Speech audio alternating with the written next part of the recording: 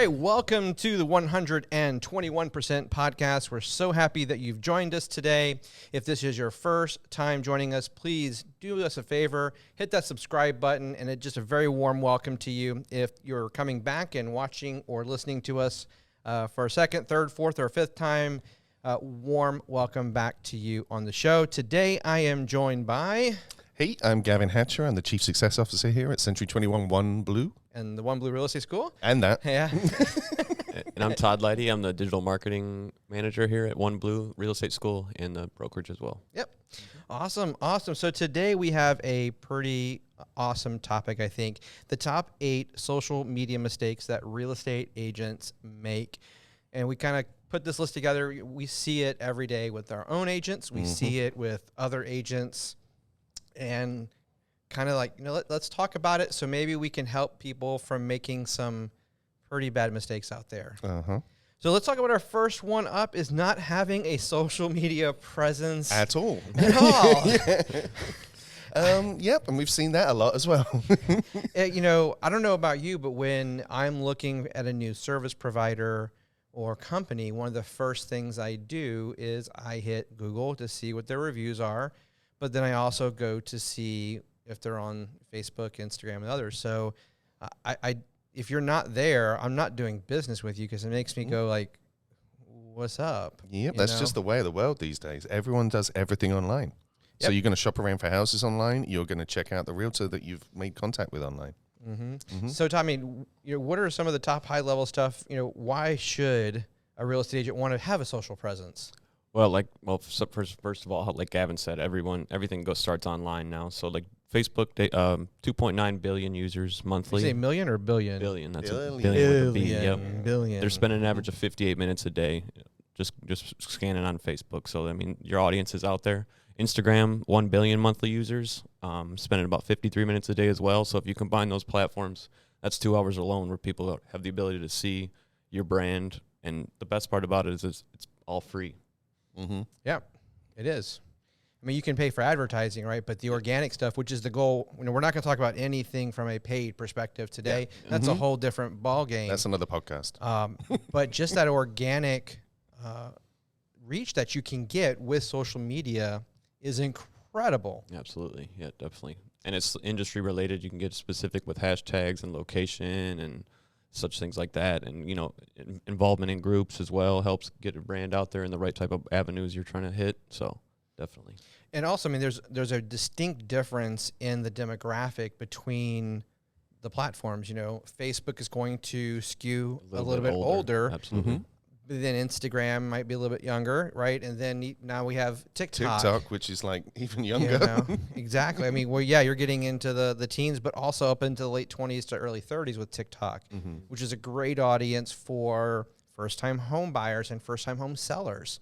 So there's a great audience there that you can attract, knowing your audience and being diverse, making sure we're touching as many as possible. I mean, if you're going to say someone needs to focus, Todd, what would be like the top 2 or top 3 platforms they should focus on? Well, definitely Facebook, Instagram, and you want to make both of those business pages so you can keep a professional presence and also track analytics. It helps you track analytics a little bit better that way.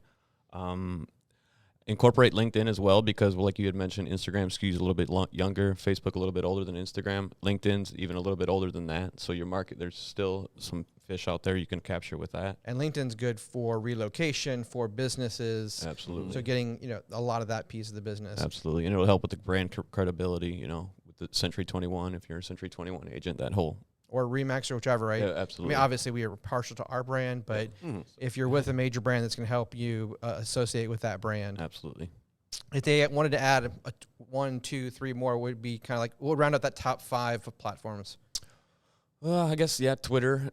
TikTok, like you said, is a thing now that's growing every day. But you got to think about video engagement with TikTok, so it's got to be quick, engaging videos, maybe not so much real estate related. Like, just maybe helpful tips, something like that. So real estate related, but tips and getting pre-qualified. Yeah, not pushing a home sale or a new home listing, but somewhat, providing your viewers value. Right now they have that one where it's like the top questions I get thing going on, right? Exactly. Right? Yep. Top questions, first-time home buyers ask. Mm-hmm. There's an option, right? So things, again, keeping in mind when you're creating content for a platform, make sure that the content you're creating is geared towards the user on that platform. Absolutely. So Exactly. first time tips, and people may not know on TikTok that they can get down payment assistance, or that you only need 3.5% down with an FHA loan. You have to put 20% down. Maybe they don't know it's cheaper to own than it is to rent. So if they're paying $1,500 a month for rent, that's probably $1,000 mortgage payment for something bigger and better, right? Exactly. So that type of thing, helping share that advice. Mm-hmm. So some great stuff. Number 2 on our list we have is not posting enough. So we went from not having a social presence to you have a presence, but you're not posting either at all or enough. What are some of the downfalls to that, do you think, Gavin? Not posting enough. I mean, at the end of the day, people are gonna switch off from you. So you're gonna start posting. They're gonna see you out there, and then they're just gonna forget about you. It needs to be consistent. Is that where you? Yeah. Is that where you're at? Yeah. It just needs to be. The message has to be consistent. I mean, it's almost as bad as not having a presence. Now you have a presence, but so you've established a business page, you've established a business Instagram account or a TikTok channel, a YouTube channel, whatever, and you're not posting. So that kind of makes it look like you're not engaged, you're not active. They might start to question whether or not you're even selling real You're estate actually doing anymore, any business out there. Yeah. What are your thoughts, Todd? So, I mean, some realtors that have actually at the FLA a couple weeks back, we went to a few seminars where the realtor had spoken about posting every morning. He wakes up and he posts to his Instagram story just to kind of let his followers know that he's out there, keep it fresh. I actually was talking to Kevin yesterday about this. When you're viewing an Instagram or a Facebook profile, not many people often go to the Facebook profile itself, but they kind of see it as it scrolls through their news feed. So you kind of want to stay prevalent in their news feed as best you can. Like I said, every day is for some people. If you have the time, at least you should be spending 15 minutes a day, I would say, at least engaging, commenting, liking on Facebook and Instagram. That's a good way to stay engaged, even if you're not posting every day. And if you're not posting enough, that's another way you can kind of engage. But obviously, we'll talk about how much posting you should be doing here shortly. Right. I mean, it's, when it comes, like you said, I had not really even thought about it that way because I had concern about some repetitive posts. But yeah, I don't typically go to a business or a person's Instagram page.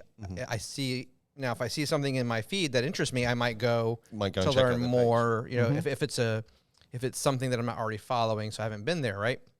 But if I'm actively following that person, I never go to their page. So having those posts pop up is really important to increase that engagement. So that's why it's so important, for Facebook and Instagram in terms of service, say you should not be using personal accounts for business purposes. Oh. You can actually lose your access. Yeah. So making sure you're using a Facebook page and an Instagram business account so that you're not violating the terms of service. You don't put you build all this following on your personal accounts. You get flagged for a TOS and kicked off.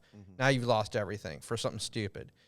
But the other thing is the benefits of the analytics. Because to your point, posting at a time where the audience is actually active. Because I can post at 3 a.m. If my audience isn't active at 3 a.m, by the time they are active at 10 a.m., that post is long gone. They're not going to see it. You were talking about this the other day. You put that post out on LinkedIn, and awesome post. And I have no idea why. I would love to tell you. It's gone crazy. It's at 22,000 likes this morning in a week. But you were noticing the times of day that you were getting the likes. Yeah. So with LinkedIn, obviously it's not so much my followers. It's now that it's getting, or it's going, I guess, made that viral at 22,000. I'd say pretty popular post. Viral-ish. And every time it gets shared again, that's just bringing it back up in the news feed. So right. But I've noticed that in the mornings, I'm getting a surge. In the afternoons, I'm getting a surge. And overnight, the views drop. It might go overnight, might drive up 200-300 views. But between like 6 a.m. and 10, I'm usually getting about 1,000. Yeah.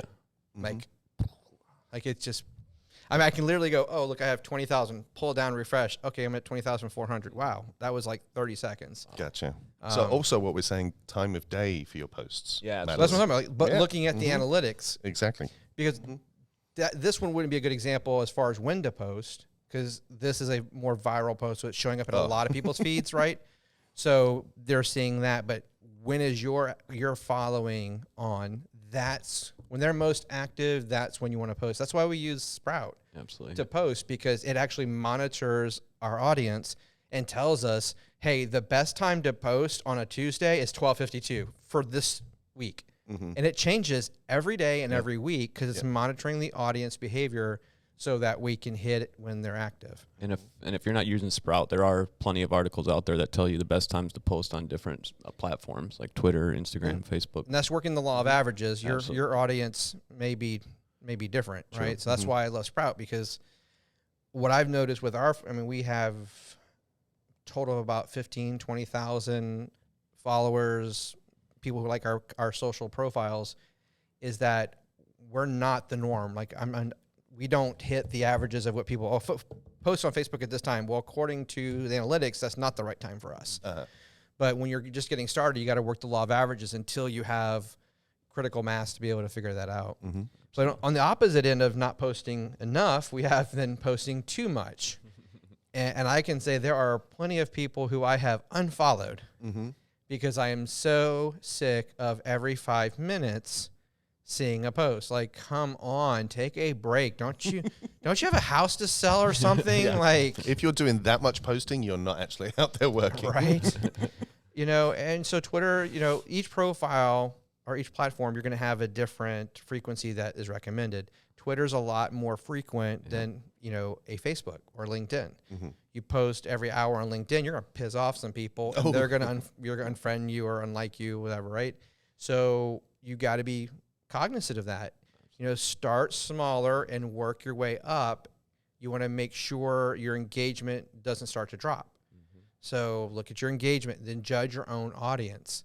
But there are some rules of thumb, Facebook 2 to 3 times a day.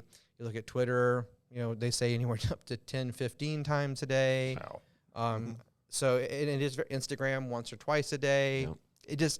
It all varies. They all vary. Yeah. Mm-hmm. So don't saturate. There's an agent that I used to follow. I know him personally, but it was literally every 2 or 3 hours was a post of him. I'm showing this house with a selfie. He was in every single photo. Mm-hmm. And it was just like, dude, and it was just, here I'm showing this house, I just had this closing. It was, we'll talk about content, but it was oversaturation to the point where I'm done. You're not giving me anything. I'm just looking at your face. Yeah. I'm seeing what you're doing. And you can kind of break that up a little bit by posting different things on different platforms. So don't post the same stuff you're posting on Facebook as you're posting on LinkedIn. Provide your audience of value to go to visit that other site. Exactly.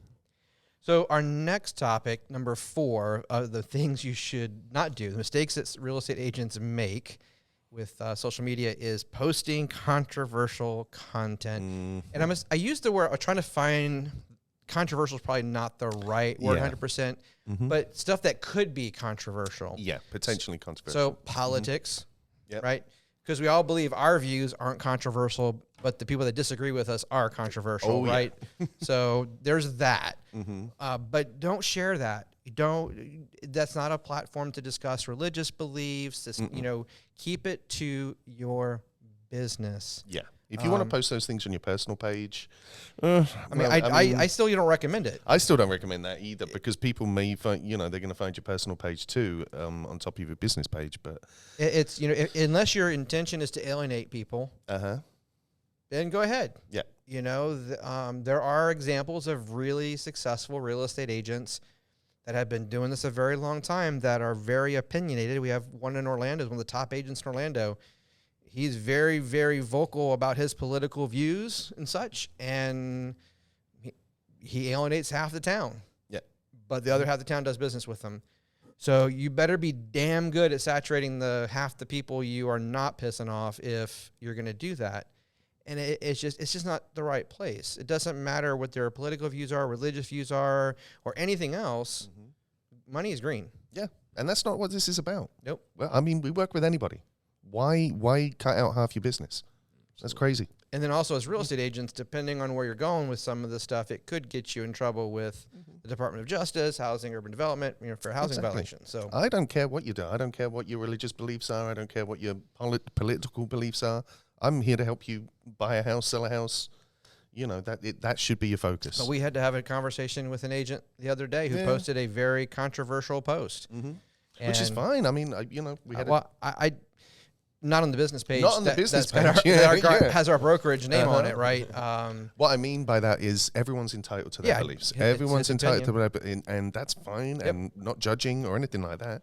Just keep it neutral. Keep it business based. So the next topic, number 5, and this kind of goes to what I said earlier a little bit, is not being in your videos and your photos. Now, the one example I gave earlier was an extreme, right? But we have 2 agents that we work with. Both have been with the brokerage about the same amount of time. Both are extremely active on social. One of them we had on here, her name is Arohi. Most of her business comes from her social, but she does boomerangs with her customers. You know, she'll walk up, she's in a coffee shop and she's working on finding houses on her computer. She'll ask the stranger at the table next to her to take a photo of her working. Oh, she's not embarrassed at all. So she's in, not all, but maybe about a third to a half of her posts feature her in it. And it's her personality coming through. So what you see is what you get with Arohi. Now, this other agent, we're very active on social, and we've been working with this agent, but recently, yes, but previously the past couple weeks, no. You would not find a photo or a video of this person anywhere on their social except for their profile image. And part of what you're doing with social is getting people to know you and who you are and what your personality is. So be authentically you. Pepper some of your personality in there with photos and videos. Absolutely. And videos should dominate that versus photography, right? Because we want to get to know you. Absolutely. It could be do a weekly, frequently asked question, or, ask Arohi type of thing, right? And ask your audience to submit questions that you'll answer. And do a little 15, 30-second video. So today I have a question from Susie in Claremont. Susie wants to know, do I really need 20% down to buy a home? No, you don't, because we have something short, simple. It shows that the agent knows what they're talking about. They're being helpful. They're providing value. It's not just, look at me, I sold the house. Look at me, I sold the house. Look at me, I sold the house. We get it. You're in real estate. Add value to my day, right? So I mean, customers out there, they're not working with a brokerage. They're working with a person and someone they like and someone they trust. And if you don't show your personality, if you don't show who you are on your social media, then, you're not attracting people in. People want to work with Arohi. They see her Instagram. She was telling us the story the other day that she had a closing. She had no idea those customers had seen her Instagram. And they immediately said, "Oh, we get to do a boomerang today." They were asking to do the boomerang because they knew that's and she had not talked about it with them. It was just they were ready for it. Like, yay, our boomerang time! And that's the point. People work with people they like and trust. It's the bottom line. Yep, it's important, So you got to get out there. Any other thoughts on that, Todd? So I kind of piggyback on that. I guess one of the general rules you can do is like 80% for your business page. Keep it 80% business and 20% personal, and vice versa for your personal page. But obviously, you want to keep those controversial comments to yourself. 20% personal, but make it agnostic, on view. Yeah, generally acceptable. Yeah. Arohi does all the time when she goes out to the farm out in the Claremont. I think it's in Claremont when they go pick strawberries or whatever. So there's always that. You get to see her family and so yes, because part of it is your personal life is who you are. But like as Kyle Sieber said on stage last week, most of that's not your damn business, It's none of your business what I do in my free time. Exactly. So, but you want to show, like you said, some personality to show that personality come through. It'll help your clients relate to you better too. Right. Exactly. Absolutely. They get to know you before they know you. Exactly. What's our next topic? What are we on? Sharing links to third-party websites. My pet peeve. No, you hate this. I know. So here, I'm going to get on my soapbox for a few minutes on this one. Okay. It's time for us to go. We are, as real estate professionals, we don't sell houses. We're not buying houses, right? What we offer, our service, is our expertise. It's our knowledge. But time and time and time again, I see real estate professionals who see a great article about interest rates or what the Fed's doing or how the housing market's doing, and it's on a third-party site, and they share that link on their social. Well, A, you're doing two things. One, you're telling me you're not the expert. Number two, you're giving me a link that's going to take me off of your social and onto another website where now I'm going to hit with ads and, shiny objects. And 20 minutes later, I'm like, how did I get here? Or worse, Florida Realtors, National Association of Realtors, they all do a great job of sending out daily, weekly emails with amazing news articles. And it's great, valuable content to help us stay on top of our craft. They're great articles. They are. I see too often where agents will share that article. So, for example, Florida Realtors, the daily email, they share an article. Well, here's my problem with that. Yes, it's great knowledge. You're telling me you're not the expert. Florida Realtor's the expert. And now you're sending me to Florida Realtor website where I can search for a realtor. Like, not you. Does that come through on the... The slap. Yeah, exactly. So if you see a topic you like, do some research, go to your website, write a blog on that topic, and then share your own blog with your own opinions added in and read, okay, the Fed is, going to increase interest rates. I'm not saying they are, I'm just saying an example, right? And how's that going to impact housing in Orlando or where your hometown is? Translate that down to what does that mean for your customer base? Now take that national story, take the quote from the Fed chairman, or take the quote from the economist at NAR, whatever it is, and take that stat and then write what it means from it, and then share that and drive people to your site. Then, as we've talked about in other blogs with digital marketing, once they visit your site, now you can target them for advertising. I mean, there's so much stuff you can do to bring them back. But when you share a third-party article, a link to a third-party website, you are telling me you're not the expert. You're sending me to the expert, and you're going to chance losing me as a customer digitally because I'm now on some other website, and now I saw an ad for a Disney cruise, and I've clicked on that, and 2 hours later, I'm planning my next Disney cruise when I started out on your site, on your social media, looking at a house. Yep. Any other thoughts? I know No, that's exactly. my soapbox. No, That's like a pet peeve. Big time. And when I first started, I've got to say, I'll hold my hand up. When I first started, and obviously I was green at the beginning, then I joined this brokerage, and I had Kevin here to help me, and I was doing exactly the same thing. I was like, I've got to do social media. I need to put stuff out. And I was finding great articles. I was putting them out, and then Kevin enlightened me to do that. Why are you promoting other people? Why are you people? doing that? And I'm like, yeah, you're right. I should actually be funneling people straight back to my website into my business. But what gets me is when I have a conversation, you were a good student, right? There are other agents I've talked to about this, and then literally like 3 hours later, I'll see another post like, the blankety blank. Like, why did I even try? Like, what? I literally stopped immediately. The moment did. you I said told you me, were a I gold literally cut it off. We have a couple of repeat offenders. I've stopped trying on those. I'm just like, after like the 10th conversation of like, what are you doing? There's only so much you can do. All right, our next topic, number 7 of the top 8 social media mistakes, not engaging with your audience. Too often we see people commenting and liking. What are you doing? Are you responding to them? Right? Following up with them potentially. Yeah, responding to their messages. I mean, now a lot of the platforms are highlighting how fast you do respond. So if I go to your page and I go to send a message, typically responds in 2 days. I'm not messaging you. Typically replies in a few minutes or a few seconds. I'm emailing you. So that's there, and you can't turn that off. It is what it is. Exactly. We were in Naples, and we went out to dinner at Yard House.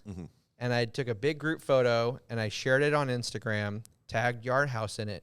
Within 3 minutes, Yard House responded. Not the restaurant, corporate Yard House had commented on it. And that... That's like, the way you do it, right? Game on, people. There's a new restaurant in Orlando, the Pinery. I went there the other day. Sat. It's only been open a couple of weeks. Sat down at the bar and took a picture of. It was one of those 3D pictures on Facebook of the cocktail and the menu, literally before I left there, the Pinery themselves had shared my post because I tagged them in it. So that's So hopefully you did it with your realtor page. No, that was on my personal. See, it should have been on. See, we're learning as we We're go. learning as we go. Had it been on your business page and you tagged them there, and then they had shared that. Yeah. You see, you live, you learn. Yeah. Learning see? lessons already. I'm still learning. Yeah, I'm still learning. Todd taught me yesterday. I'm going like, that's so freaking obvious. How did I not damn, I feel stupid. You know, if you're not learning every day, you're dying. Exactly. So, so engaging. So what are some of the ways people can engage with their audience? So, like you said, I recommend the Instagram and Facebook probably for the better engagement as far as like response and reach. So, as Gavin had mentioned about tagging your location, that's another way you can build engagement and reach in your posts. So, say you have an open house right here at South where we're at South Orange and Hoffner. We could tag the local shop, like the shopping centers that are nearby, popular restaurants, and that's just going to help expand your reach, but potentially get them to share your post, get your name out there as well. Like I said, 15 minutes of every day. I mean, maybe when you first wake up, just spend 15 or 20 minutes engaging, commenting, liking. Go out and search hashtags on Instagram, whichever hashtags you tend to use in your posting. Go ahead and search those hashtags and start commenting on that, and that'll help build your reach as well. That's one of the reasons I love Sprout. It's the only one out there that does this, but if you can easily scale and have a lot of social platforms because it brings all of your comments, likes, shares, DMs all into one inbox. So literally it's as you're responding, it's the oldest first. And when that inbox is clear, as you're responding and acknowledging likes and refollowing or retweeting or whatever, it goes empty. As long as you have an empty smart inbox, you're caught up. You've engaged with everyone. Absolutely. Because it can be overwhelming, especially like with Facebook. Every 5 minutes they change where things are, and it's frustrating. Well, with that, it's a consistent. Where is this? Where is that? Like, where's this comment? So, absolutely. So that's a definite huge help with that. The last thing, number 8 of our top 8 social media mistakes real estate agents make would be posting content that doesn't add value. And we touched a little bit on that earlier, but I love to tell the story about Kyle out in California. He was in Santee, California, which is in East County, and they started a weekly YouTube channel or YouTube show called Santee Saturdays. Awesome. And what he did was he went to the local chamber, got a list of all the businesses that were chamber members in Santee, California, and they started calling them, and they would do a business feature, and it would, 2 to 3, 5 minute, whatever, release it on Saturday, and it took off. Matter of fact, his most expensive listing he ever got was from the chamber president because of all the work he had done to promote chamber members. Well, when they got to the end of the list, they're about episode 100, and they're like, well, we're out of members. Santee is not a huge town. And so they're like, okay. They went back, talk about analytics. When you're using a business account, you have good analytics. And they realized their most popular posts were restaurants. So they said, we're in East County. Okay, let's do East County Eats, and we'll feature all the restaurants in East County. So they started down that path, created its own Facebook channel now. So it wasn't just a playlist on their real estate page. Now it's a whole channel, whole Facebook, and it took off. They got more likes and followers on that channel because it wasn't real estate focused. Now, he did open up every video like, hey, this is Kyle Whistle with the Whistle Realty team here in Santee, California, and I'm always out and about showing houses, working with buyers, and I get hungry, and I love to try the newest restaurants. I'm here at one of my favorites. It's going to be Ookie Dookie Burgers. Let's go inside and meet Susie. Boom. And then cut to him walking into the restaurant. Then they ran out of restaurants. So now it's just everything East County. So they cover new business openings. They cover park dedications, things that are just happening, festivals and events and things like that. And it's every week. It's a weekly show. They paused for the pandemic, obviously being in California. So they're picking back up now. And it just a great way where here's added content that is not me selling you a house, but he gets most of his business from the videos. Uh-huh. Hello. Exactly. Yeah, exactly. Right? So why? Because he's adding value. He's adding value. He's showing that he knows his area as well. He knows his farm area. He knows his neighborhood. He knows the people who live there. He knows the businesses. And they want to give back to him. Mm-hmm. So they're recommending him and referring him, and it works. Mm-hmm. So those are the type of things. If your audience is first-time home buyers, offer some valuable content that educates them on different mortgage options, on down payment assistance. How about tips to maintain your house? Because, a lot of people, if you've been renting your whole life, if something was wrong, what did you do? Call 1-800-LANDLORD. Mm-hmm. So now when things break down, what do? Look in the mirror. You got to fix it. Oh, no. And you need money. So tips on, hey, I used to tell every buyer I worked with is whatever your mortgage payment is, take 10%. So if it's $1,000 mortgage payment, I want you to go and put $100 into a savings account every single month. Great advice. And then go back to your inspection report. How many years did the roofer say was left on the roof? 5 years. How much would it cost to replace that roof? That's how much you need to start saving today over the next 5 years. Mm-hmm. How much does a new refrigerator cost? So figure out all those expensive things and start saving and don't touch it for anything. That is your emergency house fund. That's your reserve, if you will. If it's an HOA, you call it a reserve account. Mm-hmm. But have that. But a lot of first-time home buyers, especially, they don't know that. Because it's just, you never had to worry about that. If the roof started to leak or the AC went out, 1-800-LANDLORD fixed it. Mm-hmm. Now it's all on you. So this is valuable content that you can share that shows you're in real estate. It's like the things on TikTok. Show me you're in real estate without telling me you're in real estate. That should be the social media mantra for real estate agents. Show your audience you're in real estate without telling them you are in real estate. That's great. Dude, that's great someone advice. write that down. That's going to be... Mm-hmm. That's a great nugget. See, sometimes it just happens. The genius just comes out. I love it. Just spontaneously. It's a beautiful thing. Oh, dear. Why are you so red? You're matching his jacket. Let's carry on. Let's move on with the podcast. So what other thoughts do you have, Todd? Save us. As far as posting content, and on your different channels, provide value on each different channel. Like you had mentioned, he'd started on YouTube with the YouTube thing and then pushed his audience over to Facebook to build that platform out. So kind of like push your audience back and forth between your channels and kind of give them a reason why, Yeah, because you could develop some content and repurpose that content for different audiences. Yeah. So it's take bits of it and put it different places because that's what works, right? Mm-hmm. You just got to be smart about it. So when you're planning your content calendar, really think about how you can take one piece of content and repurpose it. And also when you're first starting out, try to create evergreen content. We talked about the other day, content that is always golden. Yeah. I've mentioned it before that my most popular blog I had ever written up until this year, was school bus safety tips. I wrote it my first year. I just got started, and it was my second blog, I think, and school is about to start.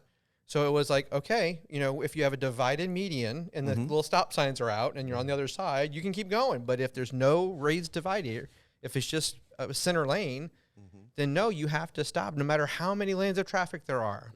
If you're coming from behind the school bus, doesn't matter. You got to stop, And you wouldn't think of that as being... No.